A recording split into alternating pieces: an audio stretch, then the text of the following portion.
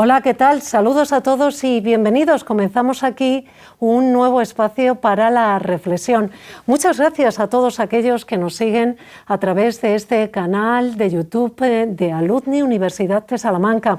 Y gracias también a todos aquellos que nos ven a través de otros medios y diferentes plataformas del estudio salmantino. Hoy les invitamos a compartir con nosotros una entrevista, una charla que va a estar centrada en la justicia. Abordaremos su funcionamiento, la administración de la justicia en nuestro país, el momento por el que atraviesa y muchas cuestiones de interés y también de mucha actualidad. Hoy el protagonista en esta charla es el magistrado José Ramón González Clavijo. ¿Cómo está? Bienvenido. Buenas tardes, hola, gracias. Muchas gracias por acompañarnos. Quería preguntarle por cómo está en primer lugar en un momento muy delicado, pero también en un tiempo muy especial para usted a nivel profesional, porque cierra una etapa importante, la de 15 años al frente de la Audiencia Provincial de Salamanca, y eso supongo que marca en toda una trayectoria, en toda una vida. ¿Es así? Sí, claro que marca. Ha sido una época apasionante. Entré con mucha ilusión y la ilusión no la he perdido. O sea que por lo menos eso me lo llevo, que no he perdido la ilusión y sigo pensando que todavía hay muchísimas cosas que hacer. Pero bueno, hay un mandato legal, limitan ahora actualmente a 2 periodos y yo ya estaba en el tercero. Por lo tanto, en base a la disposición transitoria he podido terminar este mandato e incluso un poco más, en realidad son casi 16 años, por la demora en la renovación que está experimentando el Consejo. Pero bueno, yo estoy contento de lo hecho, pero me gustaría seguir haciendo muchas cosas todavía. Enseguida le pregunto por esos objetivos y esas metas que se plantea en este momento, pero permítame que recuerde algunos datos de esa carrera y de esa trayectoria. El juez José Ramón González Clavijo se licenció en nuestra universidad, aquí en la Facultad de Derecho, accedió a la carrera judicial hace ya unos cuantos años, en 1985, entonces inició pues una carrera que le llevó por diferentes juzgados de las provincias de Alicante, de Burgos, de Zamora. En 2005 ya regresa a Salamanca, pasa a ocupar, como mencionábamos, la presidencia de la Audiencia Provincial en nuestra provincia y así hasta ahora prácticamente, pero esa tarea y ese ejercicio profesional como magistrado lo ha compaginado pues con otras responsabilidades, ¿no? Porque también quiero destacar que es y ha sido profesor asociado de nuestra universidad en la Facultad de Derecho dentro del área de Derecho Civil, profesor también en el máster de Práctica Jurídica de la universidad en colaboración con el Colegio de Abogados y Procuradores y otras responsabilidades que iremos desgranando. Pero vuelvo a preguntarle por el cierre de esta etapa. ¿Con qué sensación deja la presidencia de la Audiencia Provincial? ¿Misión cumplida? ¿Qué piensa? ¿Qué se le pasa por la cabeza en estos momentos? ¿Ha logrado y en qué medida lo ha hecho esos objetivos que se planteaba en 2005 cuando accedió a ese cargo? Una buena parte de ellos sí.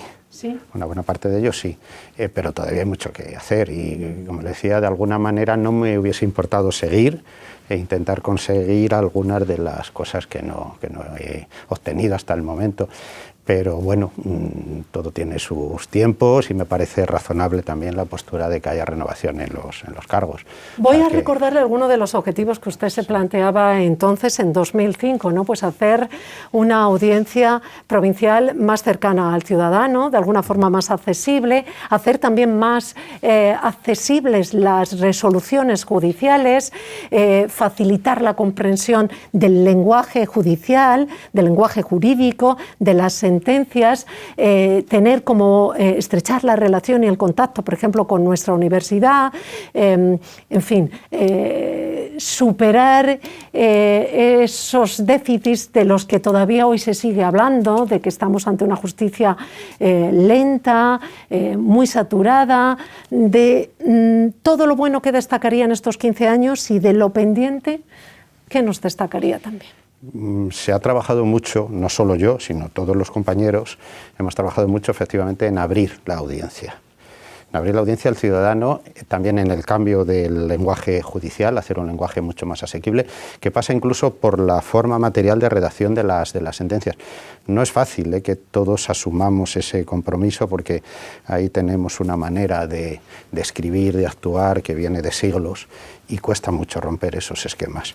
Pero sí que se ha hecho una labor importante, ya digo que no solo yo inicié un poco esos pasos con cursos incluso sobre lenguaje judicial, y me ha preocupado mucho eso siempre, y poco a poco van entrando los compañeros, y también por vía de los recursos incluso los jueces de las instancias inferiores se van dando cuenta un poco que hay otra manera de explicar las cosas. Y luego, por supuesto, pues el acceso a los ciudadanos a través de los medios de comunicación es fundamental, el hacer un poco de pedagogía, que entiendan lo que hacemos, y también el abrir un poco sobre todo los juicios, que en esto me ha prestado muchísima ayuda la Universidad de Salamanca, pues enviando alumnos, o sea, en los juicios penales, ahora en esta época con el confinamiento y la pandemia pues no ha sido posible, pero yo pasaba la nota de juicios a la Facultad de Derecho y también a alguna otra facultad, por ejemplo traducción, y casi todos los juicios, las 90 plazas de la sala de la audiencia se llenaban con alumnos. En ocasiones teníamos que estar seleccionando a quienes entraban y quienes no. Y eso contribuye a que los chicos ya vayan viendo lo que allí se hace y la transparencia absoluta que hay en los juicios. En más de una ocasión le he escuchado decir que falta cultura democrática, que sí, falta formación. Sí, ¿En qué sentido lo dice? Sí, yo creo que es esencial en un Estado de Derecho el que se forme a los jóvenes, a los adolescentes, se les forme también en el nombre puede ser el que se quiera. En su día se habla de educación para la ciudadanía, no tiene por qué ser ese nombre. Pero es necesario que los adolescentes y los jóvenes conozcan la Constitución, conozcan lo que son los derechos humanos, conozcan las líneas generales de las instituciones del Estado, las entiendan. Eso va a hacer que haya ciudadanos formados en democracia y que incluso puedan ser críticos. Y a la hora de valorar el funcionamiento de las instituciones o de los responsables de las instituciones, lo hagan con criterio, sabiendo de qué se trata. Entonces, claro, yo creo que una formación en derechos humanos, en los grandes principios constitucionales y en las instituciones, al menos las constitucionales, sin profundizar mucho más quizá, pero eso es esencial.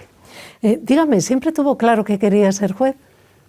No, no siempre. ¿Y cuando estudiaba aquí en de hecho, yo hice todo el bachillerato de ciencias y solo en el último momento, gracias a una determinada persona que, por lo que sea, por un poco mi preocupación un poco social, me orientó y dijo, tú en Derecho no te iría mal. Y de repente me metí en Derecho, y hacia tercero de Derecho es cuando empecé a ver de las varias salidas que la que a mí me gustaba era la de ser juez. ¿Para nada se arrepiente? No, volvería a serlo. ¿Está en peligro la independencia judicial en este momento? Le quiero preguntar por la judicialización de la vida en general, no solo de la vida política, sí, sino si en su opinión cree que abusamos de recurrir a los tribunales, de llevar a los juzgados demasiadas cuestiones. ¿Es así o no? Bueno, la primera parte es muy importante, o sea, lo de la independencia judicial. Sí. En el sentir de la inmensa mayoría de los jueces, nos consideramos independientes. A mí nadie me ha insinuado nunca nada sobre cómo tengo que resolver en un determinado caso. Lo digo así de claro, tampoco lo admitiría, por supuesto. O sea, nadie. Ante la opinión pública, pues como consecuencia de la política de nombramientos, de ahora mismo el bloqueo que hay en el Consejo, los nombramientos en las altas instancias, sobre todo presidentes de audiencia, tribunales superiores, Tribunal Supremo, parece que la justicia está politizada. La justicia no está politizada. Los jueces, evidentemente, tenemos aficiones, ideologías, creencias, somos seres humanos.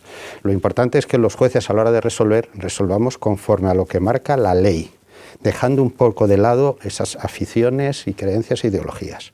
¿Y el imperio de la ley no peligra? Desde el punto de vista interno de los jueces, no. Ahora, hay que tener en cuenta que la independencia es algo que también se la gana uno. O sea, muchas veces no es tanto la independencia externa de lo que nos venga de fuera, sino, insisto, un poco nuestra propia independencia. Nosotros con nosotros mismos, en nuestra conciencia, somos los que tenemos que ser independientes. ¿Que peligra? Bueno, puede haber intentos de manipulación, sobre todo en los grandes casos, en los casos que afectan a determinados colectivos, no solo políticos, sino también económicos, empresariales. Puede haber intentos o intereses ahí ocultos, pero yo creo que la inmensa mayoría de los jueces españoles son conscientes de su papel, están perfectamente formados y asumen su independencia. Lo mencionaba usted y yo quiero saber qué opina al respecto. Está en juego la reforma del Consejo General del Poder Judicial, es decir, el órgano de gobierno de los jueces. Hay una propuesta planteada por el gobierno de coalición, el Partido Socialista y Unidas Podemos, para cambiar la forma de nombrar a los vocales de este órgano, del Consejo General del Poder Judicial.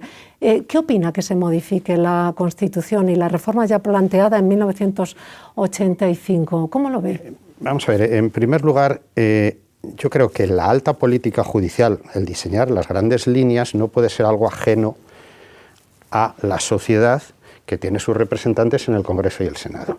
Por lo tanto, en principio, que el Congreso y el Senado puedan participar en la elección de los vocales del Poder Judicial no tiene por qué ser algo extraño en una democracia real.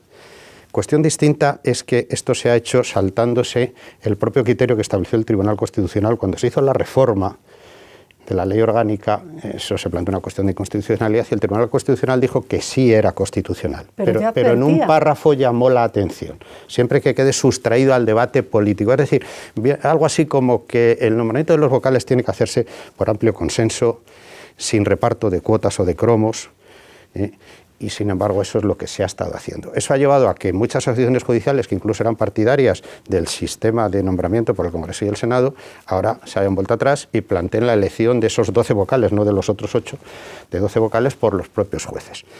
Ningún partido, pese a que lo han dicho muchas veces, ningún partido ha iniciado ese proceso. Por lo tanto, ahora estamos como estamos.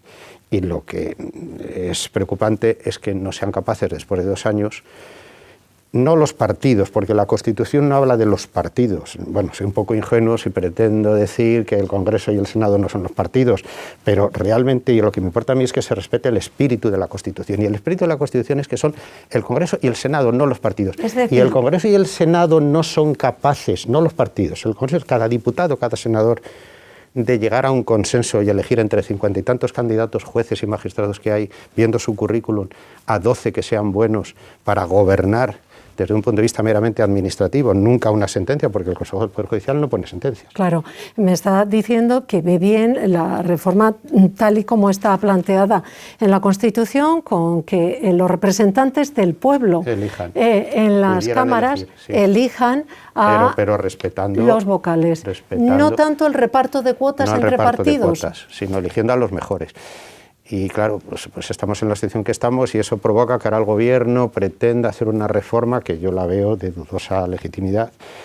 Pero claro, es una situación también que viene provocada por una parte contraria que se niega a hablar o a negociar el nombramiento, negociar, un término que no me gusta nada, pero bueno, que es así, o a establecer un consenso con respecto a esos 50 y tantos candidatos que hay. Y dígame, ¿cómo ve que los partidos políticos valoren, critiquen y juzguen a su vez las sentencias que dictan los jueces? No me parece mal. O sea, los órganos jurisdiccionales siempre y los juicios se caracterizan por la transparencia. O sea, un juicio sin publicidad es un juicio nulo, salvo circunstancias muy excepcionales, por razón de orden público, de moralidad, etcétera.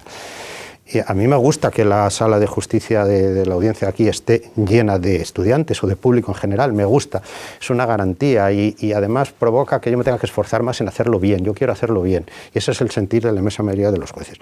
Por lo tanto, el que se nos critique en un Estado de Derecho donde tiene que haber transparencia en todo no me parece mal, siempre que la crítica sea eso, una auténtica crítica razonada, meditada, con conocimiento de causa. Lo que no se puede tolerar es ya la ofensa personal a determinados jueces, el calificativo, el ascribirle a una determinada ideología o a otra, cuando muchas veces ni siquiera se han llegado a leer las auténticas sentencias y el contenido profundo de lo que allí está. Magistrado, no puedo por menos de preguntarle de algo que está marcando también la actualidad y es cómo ha afectado y cómo está afectando también la pandemia de la COVID-19 a la justicia, a la administración de la justicia, a su día a día, cómo nos está afectando este estado de alarma que nos envuelve, en qué medida pues limita o restringe las libertades y los derechos fundamentales de los ciudadanos, en qué medida entran también en colisión, bueno, pues actuaciones y decisiones que se toman en diferentes administraciones. ¿Qué ha supuesto para la Administración de la Justicia esta pandemia de la COVID? ¿Por qué ha influido en el contenido de los casos, ¿no? Pues nuevos delitos, ERTEs, despidos, temas relacionados con cierres de empresas, en fin, muchísimas cosas. Sí, bueno, cosas, en un primer momento, claro, pues en el periodo de confinamiento los juicios hubo que suspenderlos, todo lo que eran vistas, cara al público. Nosotros en la audiencia seguimos trabajando a un ritmo casi normal porque los recursos de apelación podíamos hacer teletrabajo y deliberar por videollamada y más o menos seguimos a nuestro ritmo, pero los jueces de instancia tuvieron que parar. Claro, eso ha provocado un retraso. El tipo de asuntos también está variando, ¿no? Por supuesto, en social, claro, evidentemente, todo el tema de los ERTEs, en contencioso administrativo. De hecho, los juzgados de lo social se están reforzando. Y yo he empezado a ver, quizás que los efectos los veamos dentro de unos meses, porque claro, aquí siempre vamos con un poquito de retraso cuando surge el problema y luego ya se judicializa, pues pasan unos meses. He empezado a ver en estos días de atrás, por ejemplo, la incapacidad del pago de penas de multa. Y en ese caso lleva consigo la prisión sustitutoria. Y simplemente obedece a una circunstancia excepcional. La persona que está en ERTE, la persona que ha perdido el empleo, luego eso también habrá que valorarlo, esa circunstancia excepcional, el impago de pensiones alimenticias. O sea, hay toda una serie ahí de deudas de ese tipo. Han surgido también muchas sanciones derivadas del incumplimiento de las normas, ¿no? Claro, claro, también. Y bueno, y luego pues me preguntaba por el tema de la limitación de derechos. Bueno, pues evidentemente es así, pero claro, ahí lo que se debe hacer es siempre ponderar. Los jueces siempre lo que estamos haciendo es ponderar intereses y derechos de unos y de otros, comparar y optar. Y cuando se trata de infracción de derechos fundamentales, los jueces solo estamos autorizados a violentar ese derecho fundamental porque hay un interés preferente, por ejemplo, una entrada en un domicilio, un registro, una escucha telefónica, o simplemente la prisión, ¿no?, frente al derecho a la libertad. Aquí yo creo que lo que hace falta son unas normas muy claras, muy precisas, con una cierta seguridad jurídica en la que se haga ese juicio de ponderación por el legislador, teniendo en cuenta que bueno, la salud pública es un bien para todos y en ese juicio de ponderación hay otros derechos fundamentales que de momento y transitoriamente pueden decaer en beneficio de esa salud de todos, que en definitiva es el derecho a la vida de la Constitución, del artículo 15. Pero constantemente también estamos viendo cómo se está recurriendo a los tribunales para que determinen si es legal o no es legal determinadas decisiones que toman Claro, ahí entran ya si gobiernos. los órganos del contencioso administrativo, pues cuando pues eso, ante una determinada disposición de la administración que sea, tanto el gobierno como de las comunidades autónomas, pues claro, hay que homologarla y hay que valorar si realmente está infringiendo o no derechos fundamentales y en ocasiones, claro, los tribunales en ese juicio de ponderación que se les ha encomendado a ellos porque quizás no venía suficientemente clara o bien hecha de entrada, pues han tenido que pronunciarse. No quiero cerrar esta entrevista sin preguntarle un par de cosas más. Su labor docente, ¿en qué medida le enriquece, qué le aporta su faceta como profesor en la Universidad de Salamanca, en nuestra Facultad de Derecho? ¿Cómo ve a las nuevas generaciones, ¿no? Me aporta mucho, o sea, ¿sí? Siempre me ha gustado mucho la docencia. Tuve la suerte ya de que antes de estar destinado aquí en Salamanca, ya me llamó un antiguo catedrático, había sido profesor mío, estaba en el Consejo del Poder Judicial, y recuerdo que me llamó al juzgado, para mí fue una sorpresa, yo entonces no sabía casi ni lo que era el Consejo del Poder Judicial, y ya me dijo, si alguna vez va a Salamanca destinado, nos gustaría contar con usted. Yo me quedé ya con ese toque, y cuando llegué aquí en el año 92 al juzgado de lo social, pues hubo unas plazas libres de asociado, y concursé, y bueno, pues tuve la inmensa fortuna de entrar, y la verdad para mí es muy gratificante. O sea, me gusta mucho, me gusta el contacto con los estudiantes, aprendo mucho, supone que me tengo que esforzar en preparar las clases, pero es muy gratificante. Y luego pues también la inmensa suerte de todo lo que me sigue, no lo que me aportó durante la carrera, que me aportó mucho en la universidad, sino lo que me ha seguido aportando después, pues con unas relaciones magníficas con muchísimos profesores, no solo de Derecho, también de otras de otras facultades, y siempre sé que puedo contar con ellos. Hemos tenido y tenemos a profesores de Derecho que son magistrados suplentes, varios jueces y magistrados somos asociados, hemos organizado cursos. Ahora mismo hay una programación de cursos a medias entre el Consejo de Poder Judicial y la Universidad de Salamanca. Al llegar yo, pues se firmaron ahí una serie de convenios para fomentar esa participación de la universidad en la judicatura y viceversa. Claro. Y todavía quedan ahí cosas pendientes. Yo tengo más ideas todavía de cómo podría implicarse más la universidad en la judicatura. Y finalmente cierra una etapa como presidente de la Audiencia Provincial, pero no se acaba aquí ni mucho menos su carrera judicial, sigue adelante. ¿Y en qué medida quiere seguir trabajando porque cambie no solo la administración de la justicia, sino también cómo lograr que su ejercicio logre cambiar la percepción que tenemos los ciudadanos del Poder Judicial y de la justicia? Bueno, la percepción de la justicia por el ciudadano siempre es mala. No solemos aprobar en esos rankings y escalas que se hacen, no solemos aprobar. Bueno, se dice que siempre hay una parte que pierde el pleito, y un 50% el otro gana, entonces el 50% siempre nos va a ver mal. No estoy totalmente de acuerdo. O sea, y esto lo he aprendido aquí en la Universidad de Salamanca, en la Facultad de Psicología. Muchos ciudadanos, la sensación que tienen de justicia no es por ganar o perder, es por sentirse escuchados, y tras ser escuchados se dicte una sentencia justa, y ellos lo saben. O sea, el sentimiento natural de justicia muchos ciudadanos lo tienen. Pero sí que es verdad que pues, por las noticias en los medios de comunicación, por casos mediáticos, porque siempre lo que trasciende a los medios de comunicación suele ser la patología también en el funcionamiento de la Administración de Justicia. Pero hay 5.500 jueces que lo están haciendo bien, que dictan más de 2 millones de sentencias al año, y criticables, pues a lo mejor hay unas poquitas. Pero eso es lo que trasciende. Quizá muchos, o un buen número de ciudadanos piensa a lo mejor que la justicia no es igual para todos. ¿Qué les diría? Pero es que me ha mencionado algunos casos mediáticos y claro, hablaría... Sí, bueno, evidentemente hay errores, pero para eso también hay un sistema de recursos para corregirlos. Pero es que es muy curioso cómo la percepción del juez en general, en abstracto, es mala, no aprobamos. Mejora considerablemente entre aquellos ciudadanos que han tenido contacto con la justicia, y yo mismo he podido observar, y lo comentamos entre los compañeros, como muchas veces a un ciudadano tiene un problema, se intenta arreglar o le hablan o le dicen, y en el último momento dice, bueno, sí, pero eso a mí que me lo diga un juez. O sea que luego sí que hay una confianza personal en general, salvo excepciones, en la preparación y el nivel de los jueces y en su independencia e imparcialidad. Y esto yo lo he vivido pues desde las juntas, por ejemplo, de concentración parcelaria, cuando formamos parte de ellas, que los ingenieros no eran capaces de poner de acuerdo a los pueblos, pero llegaba el juez y el juez decía, esto se va a hacer así, todo. ¿Hay algo que decir? No, lo que usted diga. O he visto intentos de mediación o de conciliación de procedimientos antes de entrar en juicio y decir los abogados, sí, estamos de acuerdo ya, pero los ciudadanos quieren que esto lo ratifique usted y que se lo diga a usted, que las cosas son así.